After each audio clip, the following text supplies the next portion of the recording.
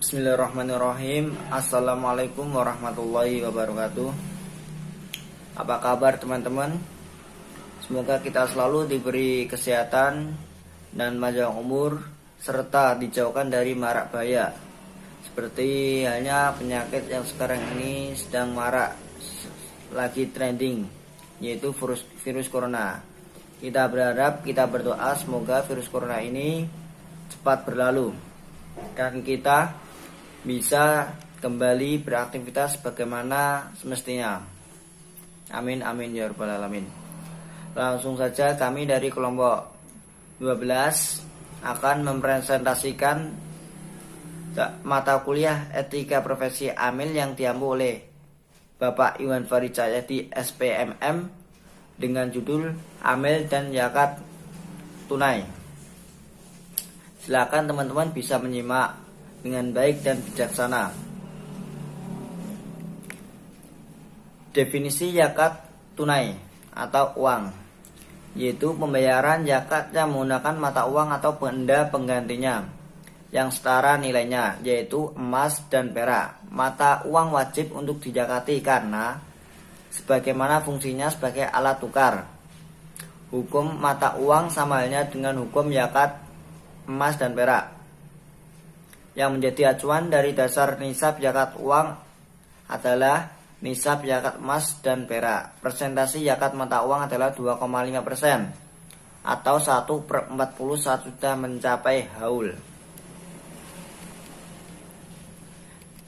Selanjutnya, zakat ini bukan termasuk zakat atas bentuk-bentuk kekayaan, namun hanya sebatas fresh money atau uang segar. Zakat uang dalam kajian antara lain zakat atas uang yang kita miliki secara tunai atau cash. Wujudnya untuk sekarang ini berupa uang kertas, uang tabungan, atau uang simpanan. Zakat uang ini nantinya akan dikelola oleh amil semaksimal mungkin. Salah satunya yaitu amil mendistribusikan zakat dengan cara memberikan kepada mustahik secara produktif yang berupa uang tunai yang bisa digunakan untuk tambahan modal usaha dan bisa meningkatkan usaha si mustahik tersebut. Sekarang ini mulai adanya zakat yang digunakan sebagai suatu modal usaha. Hal ini dimaksud agar kelompok mustahik atau penerima zakat dapat membuat usaha sendiri agar bisa mandiri secara finansial. Majelis Ulama Indonesia atau MUI telah mengeluarkan fatwa yang membolehkan penggunaan zakat untuk modal usaha. Hal ini tertuang dalam fatwa nomor 4 tahun 2003 tentang penggunaan dana zakat untuk istismar atau investasi. Di antara tujuan diberikannya zakat adalah agar mereka dapat memperbaiki kehidupan ekonomi menjadi lebih baik. Dalam rangka mencapai tujuan tersebut, maka pendistribusian zakat tidak hanya dengan kebutuhan konsumsi saja. Model distribusi zakat produktif untuk modal usaha akan lebih bermakna karena akan menciptakan sebuah mata pencaharian yang akan mengangkat kondisi ekonomi mereka, sehingga diharapkan lambat laun mereka akan dapat keluar dari jerat kemiskinan. Dan lebih dari itu, mereka juga dapat mengembangkan usaha sehingga dapat menjadi seorang muzaki atau pemberi zakat.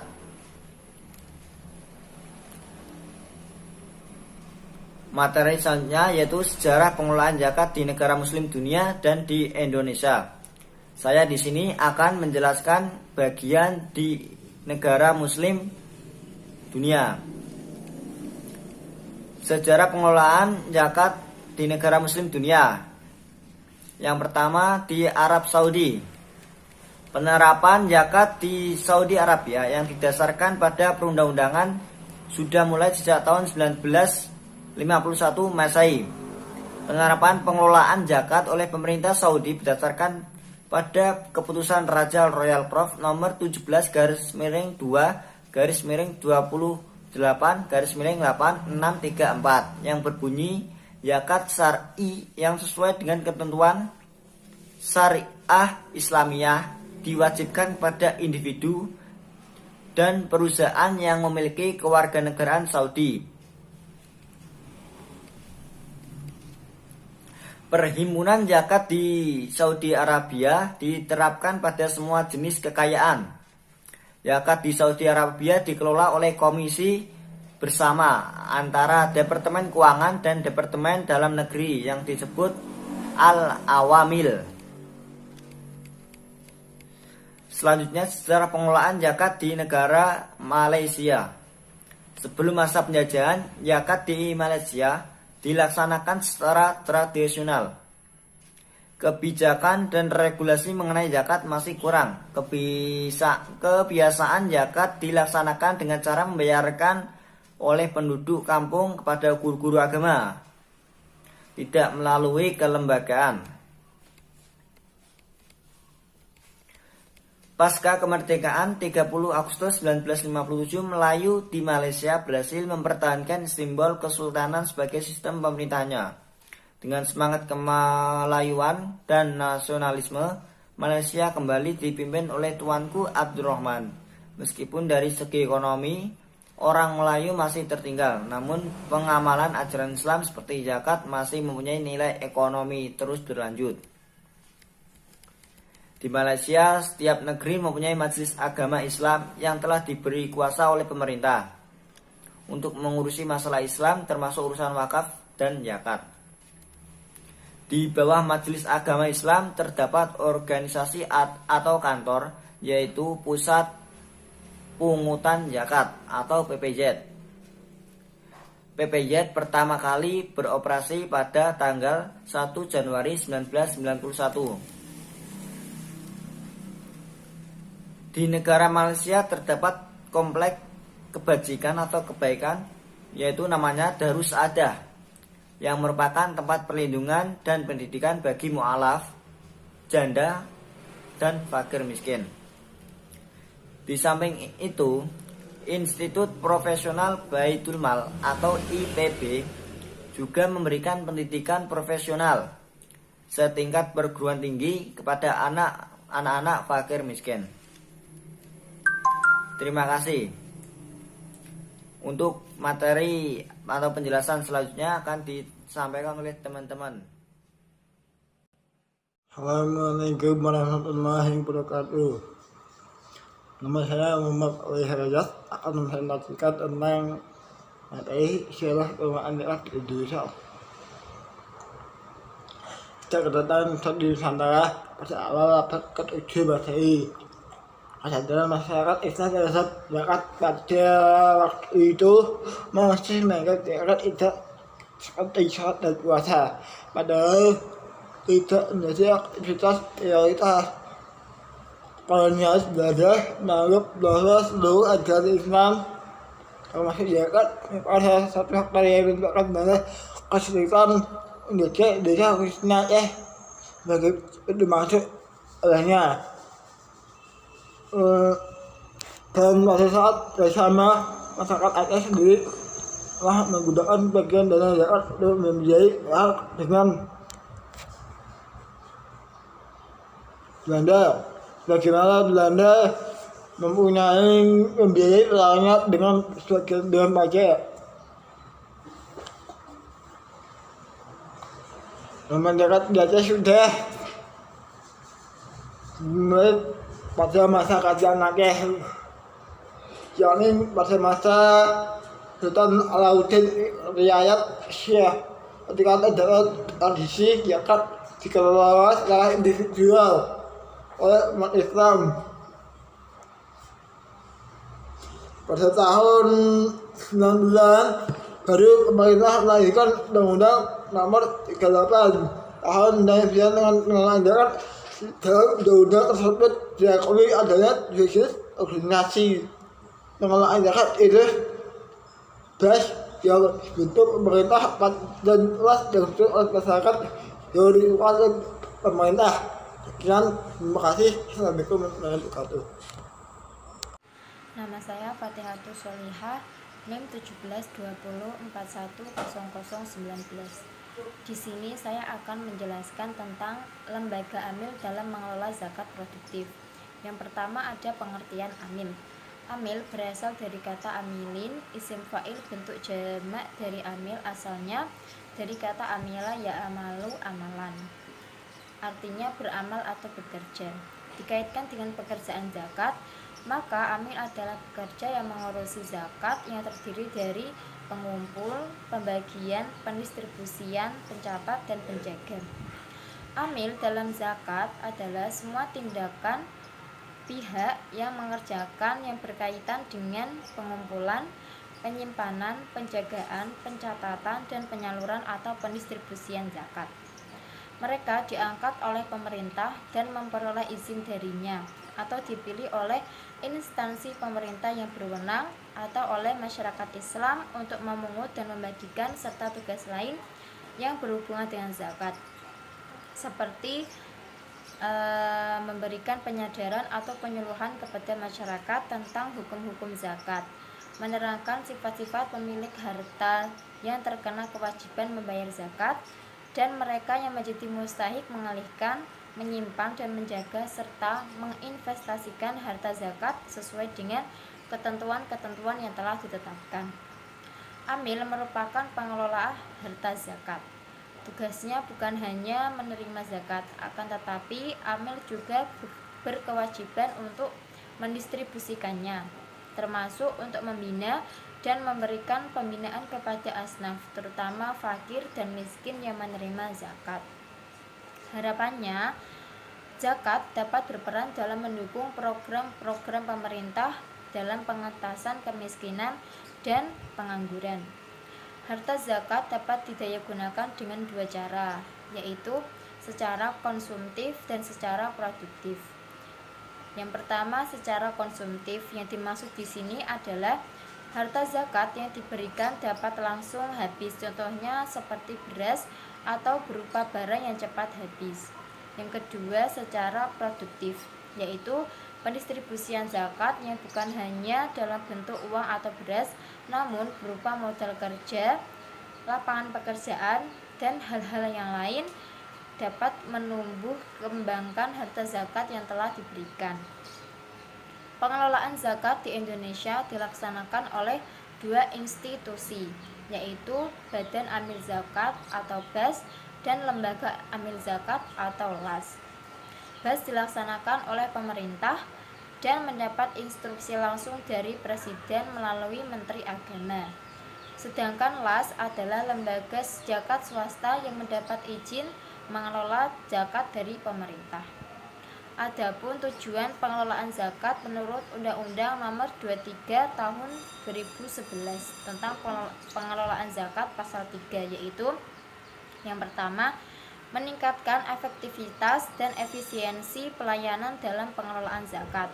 Yang kedua, meningkatkan manfaat zakat untuk mewujudkan kesejahteraan masyarakat dan penanggulangan kemiskinan. Zakat pada hakikatnya adalah distribusi kekayaan di kalangan umat Islam untuk mempersempit jurang pemisah antara orang kaya dan orang miskin dan menghindari penumpukan kekayaan di tangan seseorang. Keuntungannya apabila zakat dipungut oleh negara adalah para wajib zakat lebih disiplin dalam menunaikan kewajiban dan fakir miskin lebih terjamin haknya.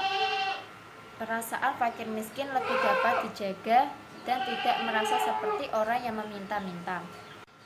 Zakat didistribusikan lewat dua model pendistribusian, yaitu pendistribusian secara langsung atau zakat konsumtif dan pendistribusian secara tidak langsung atau zakat produktif. Zakat produktif memiliki nilai lebih dibandingkan dengan zakat konsumtif karena mengandung makna pemberdayaan mustahik.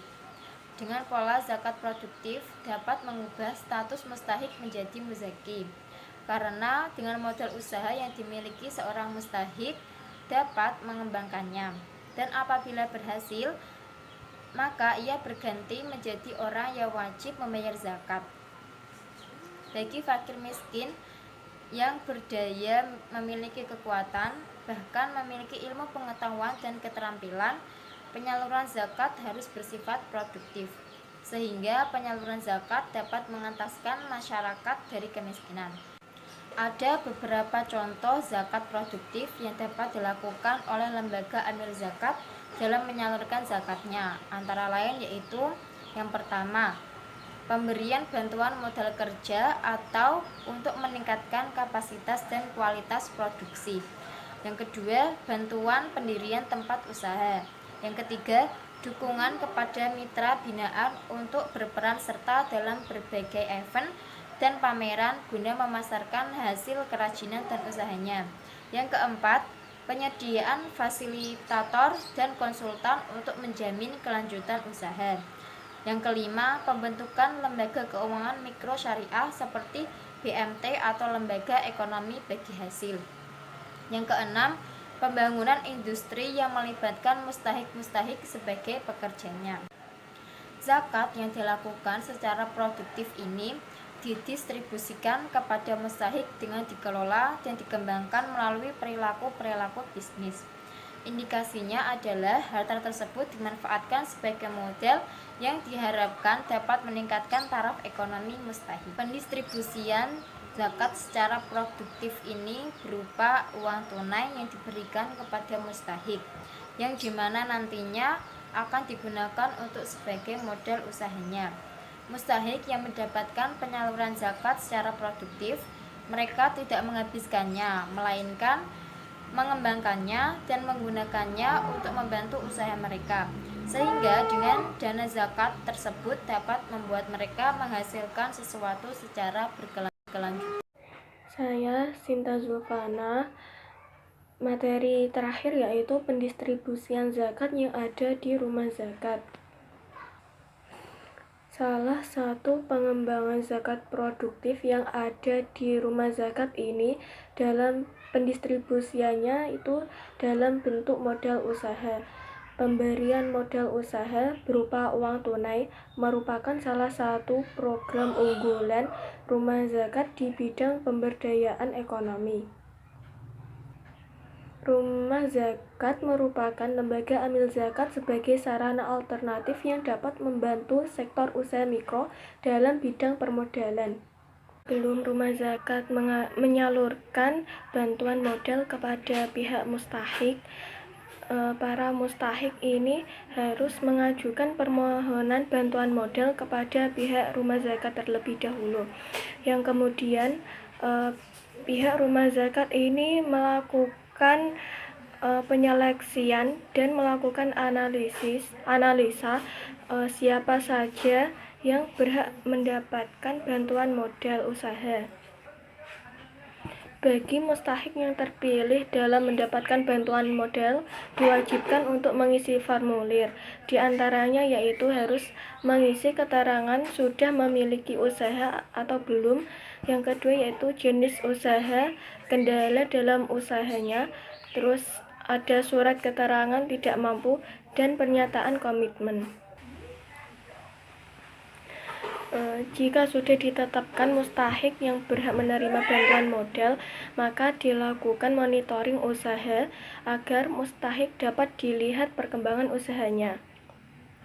Monitoring ini dilakukan dengan adanya kunjungan dari rumah zakat kepada mustahik yang mendapatkan bantuan modal tersebut yang dilakukan 1 kali dalam 1 bulan. Mustahik juga wajib membuat buku catatan usaha. Dari buku tersebut dapat dilihat perkembangan usaha mustahik yang akan dilaporkan kepada kantor pusat. Salah satu mustahik yang sudah mendapatkan bantuan modal usaha yaitu Ibu Syamsiah.